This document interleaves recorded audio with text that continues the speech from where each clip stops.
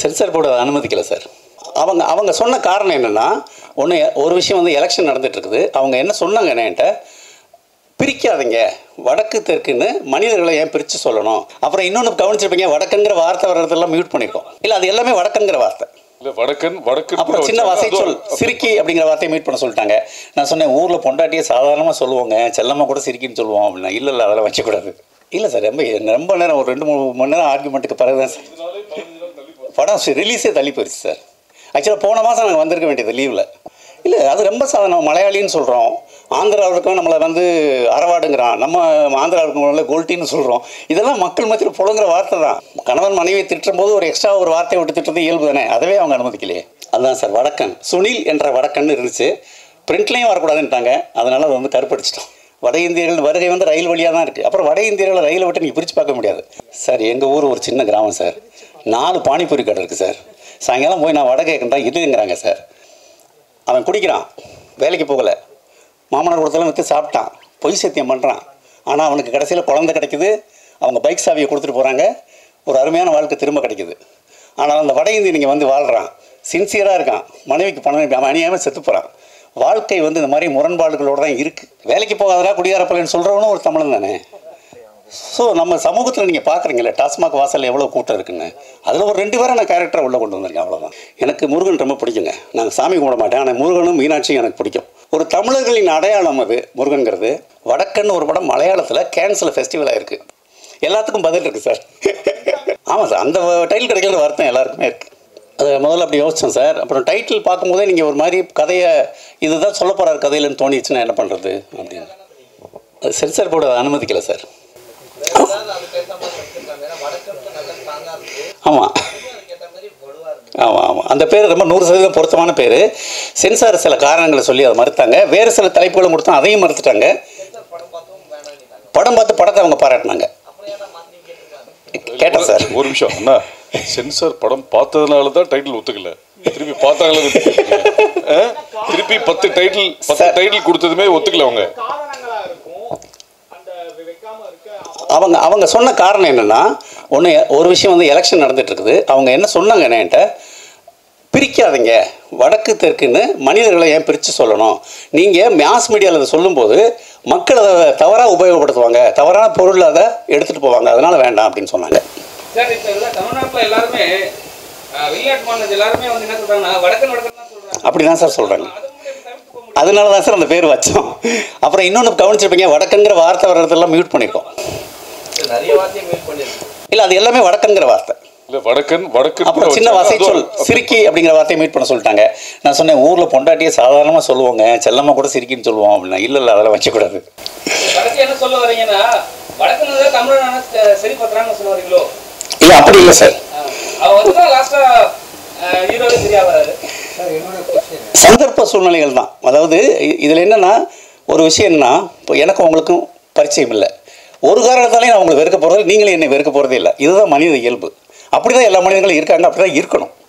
வேறு காரணங்களில் தேவையில்லாத ஒரு துவேஷம் வருது இல்லையா, அதெல்லாம் தாண்டி மனிதர்கள் ரொம்ப நல்லவங்க அப்படின்னு தான் சொல்லியிருக்கேன். ஆமாம் சார், நான் அதெல்லாம் சொன்னேன் சார். ஆமாம், இதெல்லாம் ஆர்குமெண்ட்டாக வச்சோம் சார். இல்லை சார், ரொம்ப நேரம் ஒரு 2-3 மணி நேரம் ஆர்குமெண்ட்டுக்கு பிறகு தான் சார் படம் ரிலீஸே தள்ளி போயிடுச்சு சார். ஆக்சுவலாக போன மாதம் நாங்கள் வந்திருக்க வேண்டியது லீவில். இல்லை, அது ரொம்ப சாதாரணம். மலையாளின்னு சொல்கிறோம், ஆந்திராவுக்கும் நம்மளை வந்து அரவாடுங்கிறான், நம்ம ஆந்திராவுக்கு கோல்ட்டின்னு சொல்கிறோம். இதெல்லாம் மக்கள் மத்தியில் புழங்குற வார்த்தை தான். பட் அதை வந்து சென்சார் அனுமதிக்க மாட்டேங்கிறாங்க, அவங்க ரூல்ஸ். ஆமாம் சார், நம்ம கணவன் மனைவியை திட்டும் போது ஒரு எக்ஸ்ட்ரா ஒரு வார்த்தையை விட்டு திட்டுறது இயல்பு தானே, அதவே அவங்க அனுமதிக்கலையே.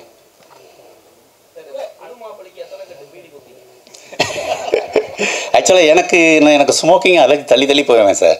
அவர் ரொம்ப சிரமப்பட்டார். அந்த கேரக்டர் பீடி குடிச்சே ஆகணும்னு சொல்லி ஈஸ்வர் வந்து அவர்கிட்ட ப்ராக்டிஸ் கொடுத்து அவர் பீடி அடிக்ட் ஆகிட்டார் ஷூட்டிங் முடிஞ்சவர்கள். அப்புறம் நாங்கள் திட்டி, நான் இனிமேல் பீடி குடிக்கூடாதுன்னு சொல்லிட்டேன் அவர்கிட்ட ஃபர்ஸ்ட் ஷூட்டிங் முடிஞ்சோடனே.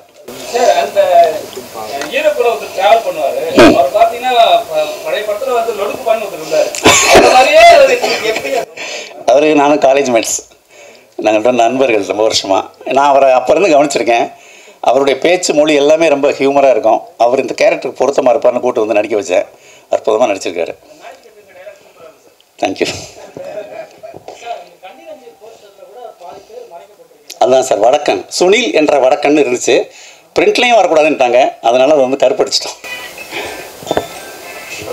அந்த கேரக்டரைசேஷன் அந்த ஹீரோ அந்த அவங்க இவங்களுக்கு ஒரு ஹீரோயின் ஆர்ட் கொடுத்துருக்கீங்களா, அது எப்படி சூஸ் பண்ணீங்க? அவங்க பேர் வைரமாலா. அவங்க வீட்டில் ஒரு துக்கம், அதனால தான் அவங்க வர முடியல. அவங்க பாட்டி தவறிட்டாங்க, இல்லாட்டி அவங்க வந்திருப்பாங்க. அவங்க வந்து பாரதி ராஜா சாருடைய தெக்கத்தி பொண்ணு சீரியலில் சின்ன பொண்ணாக நடித்தவங்க. அவருடைய அன்னக்கொடியும் கொடிவீரன் படத்தில் வந்து கதாநாயகன் தோழியாக நடிச்சிருக்காங்க. ஆடிஷனில் நான் நிறைய பேரை பார்த்தேன். இந்த ஹீரோயின் ரொம்ப பவர்ஃபுல்லான ஒரு கேரக்டர், அந்த ஸ்லாங்கும் தெரியணும், ஒரு பவர்ஃபுல் பெர்ஃபார்மன்ஸும் கொடுக்கணுங்கிற மாதிரி தேடும்போது அவங்க ஆடிஷனில் வந்து பிரமாமல் நடிச்சு காமிச்சாங்க. அந்த ஃபோன் கட்டு தான் அவங்கள ரிஹர்சல் பண்ண சொன்னேன். கிளைமாக்ஸில் பேசுகிறாங்கல்ல, அற்புதமாக பண்ணாங்க. உடனே செலக்ட் பண்ணிட்டேன். ரொம்ப நல்லா நடிச்சிருக்காங்க, நீங்களே பார்த்துருப்பீங்க. டைட்டில் உங்களுக்கு பிடிச்சிருக்கா சார்? ஏன்னா நம்ம வந்து கதை எழுதும் போது சரி, ஒரு ஆர்டிஸ்டை வந்து கலெக்ட் பண்ணும்போது சரி, டோட்டலாக அப்படியே வரணும்னு நினைப்போம். கடைசி நேரத்தில் நம்மளோட கனவை வந்து கலைக்கிற மாதிரி ஒரு விஷயம் பண்ணிட்டாங்க. டைட்டில் உங்களுக்கு பிடிச்சிருக்கா? பிடிச்சிருக்கு சார். அதாவது என்ன சொல்கிறது, பசிக்கு ஏதாவது சாப்பிட்டு தான் ஆகணும். நான் நினச்ச ஒன்று எனக்கு வரல. பட் அதாவது இது என்னென்னா, ரயிலுங்கிற ஒரு குறியீடு படத்தில் ரயிலே இல்லை. எதுனா நார்த் இந்தியன்ஸ் இங்கே வர வட இந்திய தொழிலாளர்கள் முழுக்க ரயிலில் வந்து சென்ட்ரலில் இறங்கி தான் தமிழ்நாடு முழுக்க போகிறாங்க. ஸோ அவங்களை கொண்டு வர வாகனம், சோர்ஸ் ஆஃப் கம்மிங் வந்து அதானே. அதனால் அவங்க வருகை, வட இந்தியர்கள் வருகை வந்து ரயில் வழியாக தான் இருக்குது. அப்புறம் வட இந்தியர்களை ரயிலை விட்டு நீங்கள் பிரித்து பார்க்க முடியாது. அவங்க பெட்டியில் உட்காந்து சமைச்சாலும் சாப்பிட்டுட்டு இருப்பாங்க. ஸோ அதனால் ரயிலுங்கிறது பொருத்தமான டைட்டில். இதை வச்சவர் வந்து டைரக்டர் லிங்குசாமி சார். அவர் தான் சொன்னார் ரயில் வைங்க நல்லாயிருக்கும் அப்படின்னாரு. அவருக்கு இந்த இடத்துல என்னுடைய நன்றியை சொல்லிக்கிறேன்.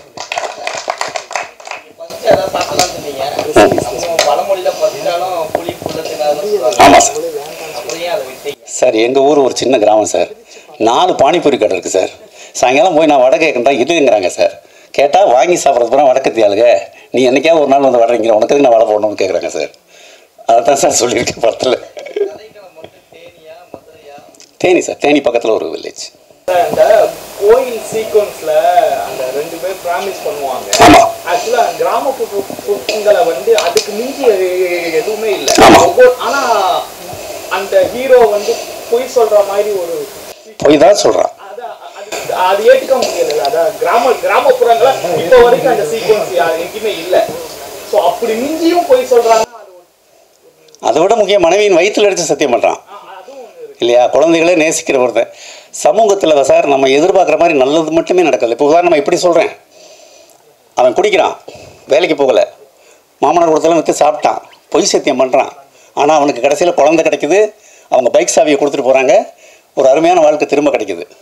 ஆனால் அந்த வட இந்திய நீங்கள் வந்து வாழ்கிறான், சின்சியராக இருக்கான், மனைவிக்கு பணம் அவன் அநியாயமாக செத்து போகிறான். வாழ்க்கை வந்து இந்த மாதிரி முரண்பாடுகளோடு தான் இருக்குது இல்லையா? அப்புறம் பொய் சத்தியம் பண்ணுற மனிதர்கள் நமக்குள்ளே இருக்காங்க இல்லையா? தமிழ்நாட்டில் இருக்கிறவங்கலாம் வந்து அந்த மதுக்கு அடிமையாக இருக்கிறாங்க அப்படின்னு சொல்ல வரீங்களா? வடக்குங்க தான் உழைப்பாளியாக இங்கே வந்து உழைக்கிறாங்கன்னு சொல்லுவாங்க. இப்படி பாருங்களேன், படத்தில் அந்த 2 கேரக்டரை தவிர யாருமே குடிக்கல. அந்த சாவு வீட்டில் கூடியிருக்காங்கல்ல, அவங்க எல்லாமே தமிழர்கள். அது மட்டும் இல்லை, வேலைக்கு போகாதரா குடியாரப்பலன்னு சொல்கிறவனும் ஒரு தமிழன் தானே. ஸோ நம்ம சமூகத்தில் நீங்கள் பார்க்குறீங்களே, டாஸ்மாக் வாசலில் எவ்வளோ கூட்டம் இருக்குன்னு, அதில் ஒரு 2 பேரை நான் கேரக்டரை உள்ளே கொண்டு வந்திருக்கேன், அவ்வளோதான்.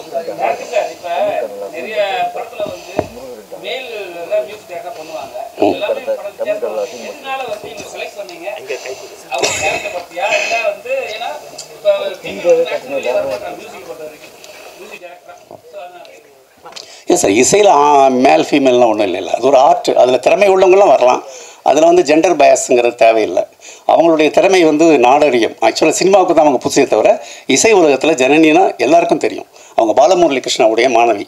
இது மாதிரி நிறைய, அதே மாதிரி வெஸ்டர்ன், ஹிந்துஸ்தானி, கிளாசிக் எல்லாத்துலேயும் மாஸ்டர் படித்தவங்க. அந்த திறமை தான் எனக்கு தெரிஞ்சது தவிர அவங்க ஆனா பெண்ணாங்கிறது எனக்கு ஒரு விஷயமே கிடையாது. இல்லை இல்லை, அது பொதுவான பார்வை, நம்ம அப்படி பார்க்க முடியாது. நான் பொதுவாக அப்படி பார்க்கறது இல்லை.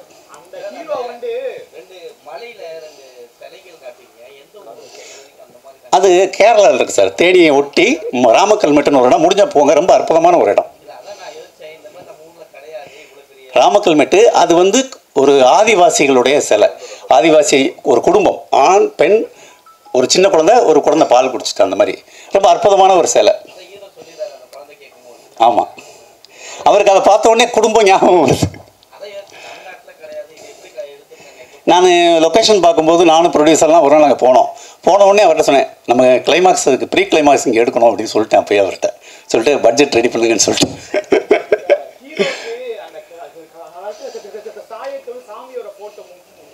ஆமாம், முருகன். ஆமாம், எனக்கு முருகன் ரொம்ப பிடிக்குங்க. நாங்கள் சாமி கும்பிட மாட்டேன், ஆனால் முருகனும் மீனாட்சியும் எனக்கு பிடிக்கும். நிகழ் முருகன் உள்பட எல்லா முருகனும் எனக்கு ரொம்ப பிடிக்கும். ஏன்னா எங்கள் தேனி பகுதியில் எங்களுடைய இஷ்ட தெய்வம்னு நாங்கள் நினைக்கிறது வந்து முருகனை தான். பழனி முருகனையும் மதுரை மீனாட்சியும் தான் நாங்கள் நாங்களே எங்கள் குடும்பத்தில் எல்லாருமே ஒரு அதே மாதிரி லோக்கலில் வீரபாண்டி மாரியம்மன் ஒரு சாமி இருக்குது.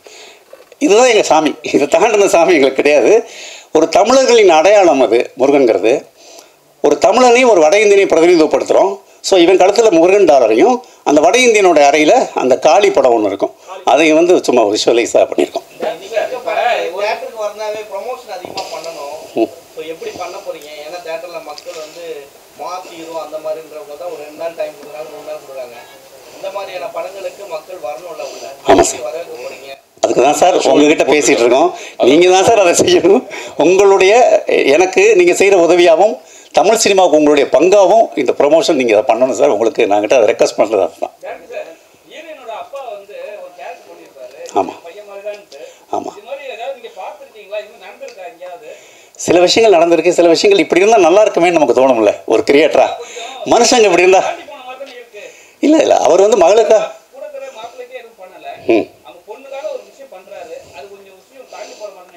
ஆமாம், அதாவது மனிதர்கள் அப்படி இருக்காங்களா சார். அதாவது மகள் மேலே உள்ள பிரியம், அப்புறம் அவர் கந்துவட்டி கொடுக்குறவர், அதையும் யோசிங்க. அவர் கந்துவட்டி கொடுக்குறவர் 5 லட்ச ரூபாய் வந்து மகளுக்காக மகளுடைய குற்ற உணர்ச்சியை போக்கணுங்கிறதுக்காக ஒரு 5 லட்ச ரூபாய் எடுத்து கொடுக்குறாரு, ஜஸ்ட் லைக் தட். அப்புறம் மருமையை மனசு மாறிட்டான், அவன் வேற ஒரு ஆளாக மாறிட்டானோடனே அந்த லட்சத்தை மருமைகிட்ட கொடுத்துட்டாரு. மனிதர்கள் தானே சார் எல்லாரும், தவறுகள் பண்ணுவோம். கந்துவட்டி வாங்குறது தவறு, ஆனால் அதை செய்யக்கூடிய மனிதன்கிட்ட ஒரு மனிதம் இருக்கு இல்லையா, அதுதான் சொல்லியிருக்கு. கொஞ்சம் இருக்கான்னு ஒரு டவுட் எல்லாத்துக்குமே இருந்துட்டு இருக்கு இப்போ படப்பாளிகள். உங்களுடைய பாயிண்ட் ஆஃப் வியூல அந்த சென்சார் போர்டு உள்ளுக்குள்ள யாராவது இருக்காங்க? இல்லை சார், நம்ம அது யூகமாக சொல்ல முடியாது. எப்போவுமே வந்து அரசு அமைப்புங்கிறது ஒன்று, அதை இயக்குறது வந்து அரசியல். அதுக்குள்ளே நம்ம படைப்பாளி உள்ள வெட்டி பார்க்க முடியாது. பட் அவங்க சொன்ன காரணங்கள் இப்போ நான் அவங்ககிட்ட சொன்னேன், அந்த காரணம் தான். அதை தாண்டி நம்ம அவங்ககிட்ட ஆர்கியூ பண்ணுறதுக்கோ இப்படி இருக்கலாம்னு அசியூம் பண்ணுறதோ அது வேண்டியதில்லைன்னு நான் நினைக்கிறேன். ஆர்குமெண்ட்ன்றது கிடையாது. அது ஒரு அந்த படத்துல இந்த டைலாக் கொடுத்தீங்களே, இந்த படத்தை ஏன் கொடுக்கலன்னு கேட்டாங்கன்னா அந்த இதையும் கம்பேர் பண்ணாதீங்க. இந்த படத்துக்கு இந்த ஸ்பெசிஃபிகேஷன், இதை ஃபாலோ பண்ணீங்கன்னா இந்த சர்டிஃபிகேட், ஃபாலோ பண்ணலன்னா இந்த சர்டிஃபிகேட் கிடையாது. இதுதான் அவங்களோட. ஆமாம், அது கிட்டத்தட்ட ஒரு கோர்ட் தான் சார். ஆமாம், எது வெவ்வேறு படத்துக்கு வெவ்வேறு இது. ஒரு நிமிஷம் சார், அந்த சென்சார் சொல்லிடுறா.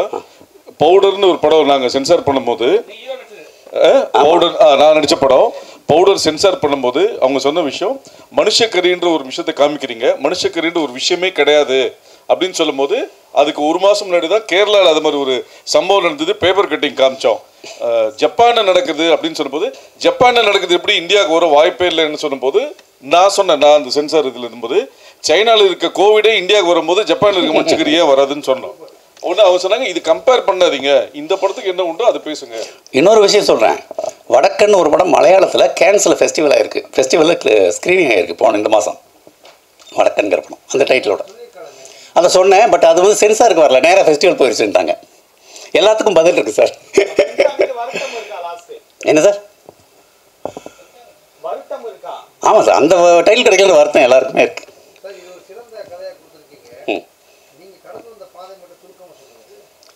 நான் உங்களை மாதிரி ஒரு பத்திரிகையாளன் சார். நான் வந்து ஆனந்த விடலில் 97லேருந்து 2001 வரைக்கும் வேலை செஞ்சேன். அதுக்கப்புறம் சீரியல் எழுதினேன், வெற்றி ஒலி கோலங்கள் மாதிரி சீரியல். அப்புறம் திரைப்படம் எம்டன் மகனினுடைய முதல் படம், வெண்ணிலா கபடி குழு, நான்மகன் அல்ல, அழகர் சாமியின் குதிரை, பாண்டிய நாடு, ராஜபாட்டை மாதிரி படங்கள் சுசீந்திரனோடு சேர்ந்து வேலை செஞ்சேன். ஸோ அதனுடைய அடுத்த கட்ட வளர்ச்சியாக இந்த படம் பண்ணியிருக்கேன். நன்றி சார். எது சார்? ஆமாம். ஆ ஆமாம்,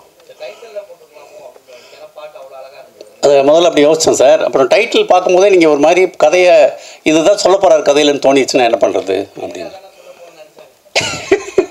இல்லை, அது நாங்கள் 2-3 கட்ட பரிசீலனை சேஞ்சு அதெல்லாம் நடந்து தான் சார் இந்த முடிவுக்கு வந்தோம். Thank you sir.